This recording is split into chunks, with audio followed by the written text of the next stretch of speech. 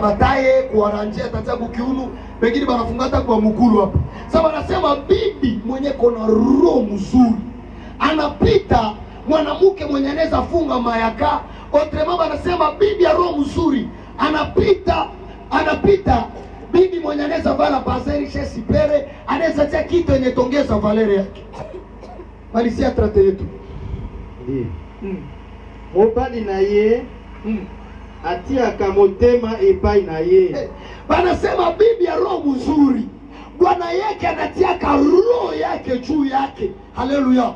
Hata bwana kwa tumike kwa lala kutundu. Kwa sababu Mungu siruhusu kuleme pike bibi yangu kopie misiache bwana ngi. Paske hali ya bibi tabia.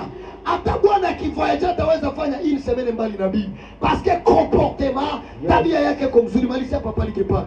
Pe azanga ka kozwa litomba te bilobanza. Banasema hako sake kupata faida karibu ya Bwana leo. Paske seko na roho mzuri Bwana anakufa yeye anapenda yeye mema baraka ya mume itakuwa yake. Soma vile na Swahili. Yes.